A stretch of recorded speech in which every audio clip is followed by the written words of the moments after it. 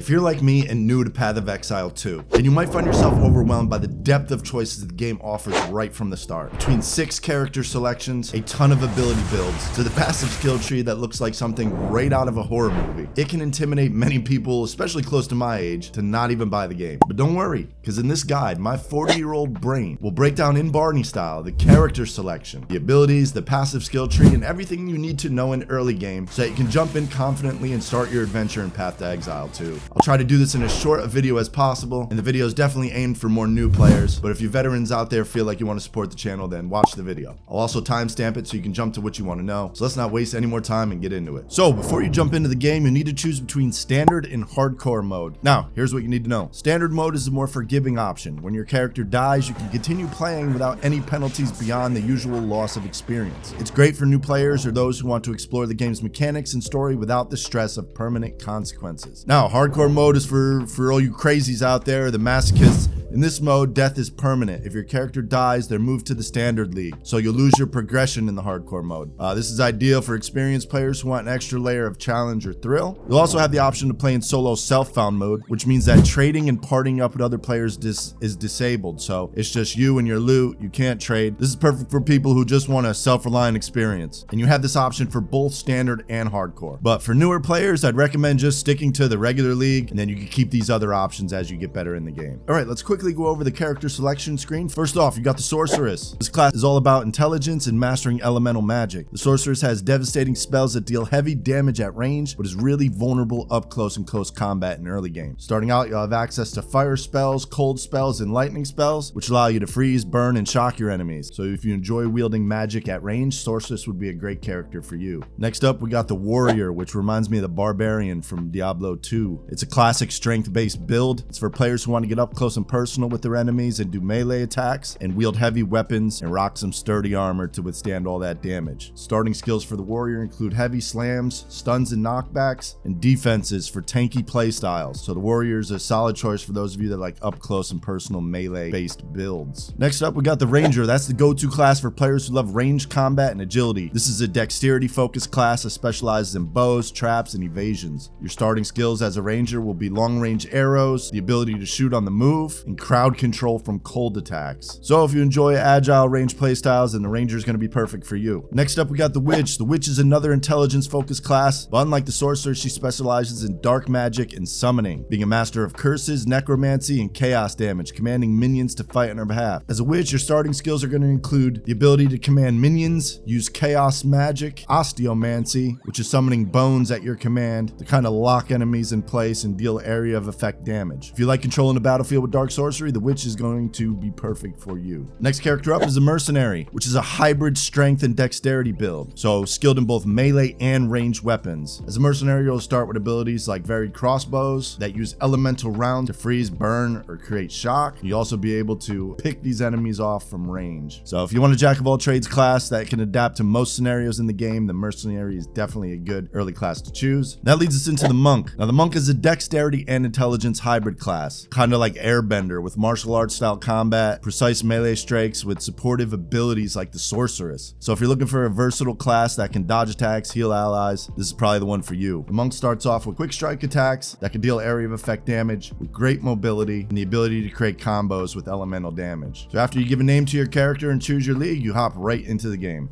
So right off the bat, the game throws you into its tutorial where you learn the game's mechanics, and I highly suggest when you select a movement type that you go with WASD. That way you're not using your mouth for movement and attacking. This is going to allow you to move around with your WASD buttons while using your mouse to look around. So after the game's brief tutorial where it teaches you how to equip your weapons, Path of Exile 2 will introduce you to its unique skill system, and understanding it is crucial for success. So let's talk about skill and support gems. Now, skill gems are your main abilities. These are the active skills you use in combat, such as shooting arrows, casting spells, summoning minions. You'll find skill gems throughout the game as quest rewards or drops from enemies or inside chests. Your character is able to have up to 9 active skills at one time, and each of those skills can be modified by up to 5 support gems. We'll get to support gems in a second. So think of skill gems as active skills and support gems as buffs to them. To equip a skill gem, all you need to do is grab it from your inventory, hover it over to the left hand side and place it here, then move up to the picture of it right here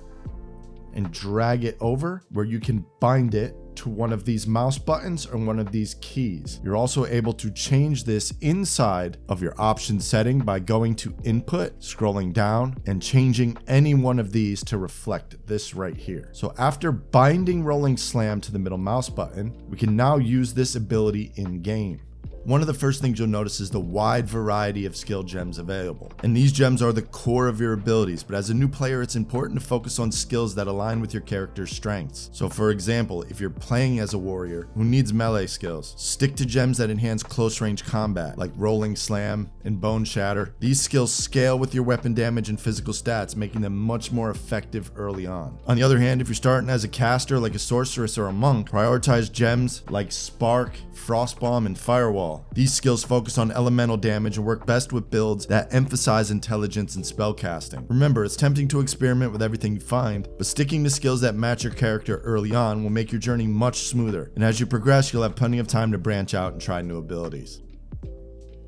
As you level up in Path of Exile, you will get access to skill points. Skill points belong in your passive tree. Now, let's talk about the passive skill tree, one of Path of Exile 2's most defining features. Now, I know, at first glance, it looks intimidating, but don't worry, it's simpler than it looks. The tree is shared by all classes, but each class starts in a unique location tailored for its strength. For example, the warrior, which I'm playing right now, starts near strength-based nodes. So if we zoom into the starting location, you can see the paths branch off in a melee damage tree and an armor damage tree, both of which are tailored towards a warrior. Now, the sorceress, on the other hand, starts right here, where the left side of the tree is spell damage and the right side of the tree is for energy shield. The monk that starts right here has a left side tree that starts with skill speed and a right side that is for evasion and energy shield. So as you can see, you don't need to be worried with the entire tree, just the path branching off of it for your character. So while looking at this can look absolutely ridiculous, you only need to worry about where you are going to go from the start. As you level up, you'll earn points to spend in the tree. Each point lets you choose a passive skill like increase melee damage or armor, increase life, mana, and it gets more advanced as you move through the tree. These passives greatly enhance your character and allow you to specialize in your own chosen playstyle. The key to mastering the tree is to focus on your build's goals. Are you aiming for high damage, survivability, speed? Use the tree to complement your skill gems and gear. So for my beginners,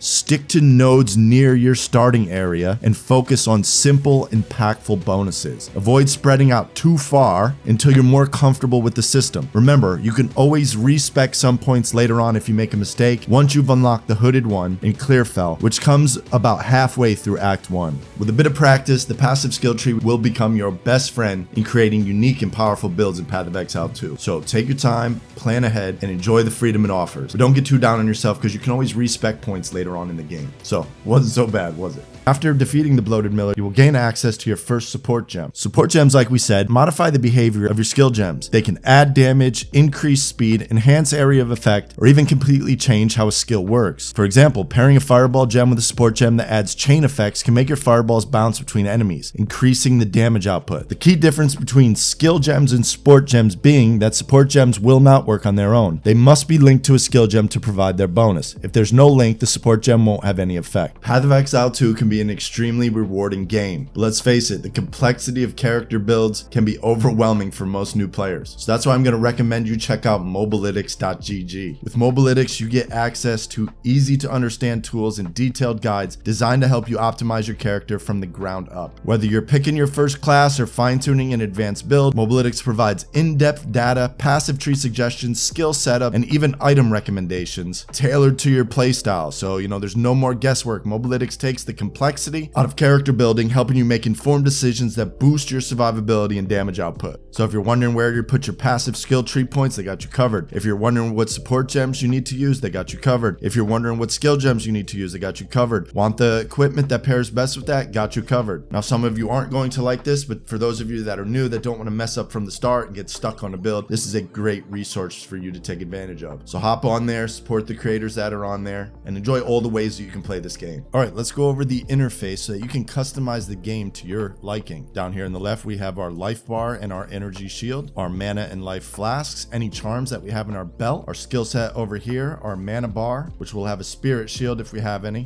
Down here in the middle, we have our current level and current experience. As this fills up, the closer these tabs get to the end, the closer you are to leveling up. So as you can see, I'm in the beginning of level 17. I got a long way to go. If we click here and go to our character screen, it will bring up our current level and character, where we're at in the game, our current strength, dexterity, and intelligence, our overall life, energy shield, mana, spirit, armor, evasion, block, and an extremely important thing, which is our resistances. It's extremely important to build up your resistances closer you get to endgame, and also tailor it to the enemies that you are fighting on the map. You could do this by applying certain charms, which you can see here, as a desert rune adds 12% to fire resistance, the sapphire charm of the wide, which adds 25% to cold resistance. So you need to be focusing early game on increasing your resistances to these elements.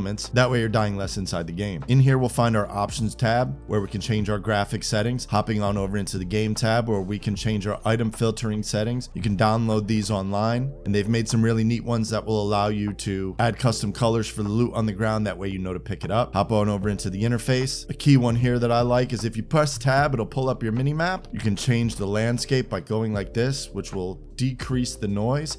You can also change the map transparency so that doesn't bother you as much when you're running through the map clearing ads. You can also add a zoom so you can make it bigger or smaller. And if you're playing with a party, you can click show ally names. That way you can easily see them when in the town or out on the map. Scrolling down to items, I like to check show full descriptions. You can add your mana and life levels. That way when you close this, your life and shield show up here in the left hand corner, so you know when you're closer to dying. And you can also similarly do this for your mana. You can press to choose whether or not to show your aura icons, which will show any buffs you currently have. And another key setting is changing your default mouse cursor. I suggest going to pink and turning your cursor side large, because in the fray of spells, especially when you're in the party, it's really easy to lose your cursor in game. So enabling a bigger cursor with an easily trackable color will stop that from happening. The next tab would be your sound settings, and then in input, you're able to change your keybinds to fit your liking. I suggest using a mouse with numbered buttons on the side. That way you can use your thumbs if you're playing a sorceress or a witch to easily control your special abilities. And then in the notifications tab, you can customize notifications to your liking. You're also able to pull up your Microtransactions shop, where you're able to use the $30 you spent on the early access, and I would recommend buying stash tabs so that you can easily organize the items in your inventory. You're able to buy tabs for gems, premiums, essence, currency, so feel free to check these out and buy ones to your liking. You're also able to purchase cosmetics, such as visual effects and different types of armor, which are pretty cool, so make sure you go ahead and have a look at that. Now that you got the very basics down, you should be ready to begin your journey through Path of Exile 2. For you old heads out there, I hope this helped you. If you're on the fence about buying the game, I've been putting some hours into PoE too, and I'm absolutely enjoying it. If you found this video helpful, don't forget to like, comment, subscribe, comment down below. My veterans, comment below for the new players. Anything that'd be helpful that I forgot that would help them out. Or let us know what builds you're working on in the comment section below. So make sure you subscribe to the channel, guys. A lot more content coming. It's your Uncle Skrong, and I will see you on the next one.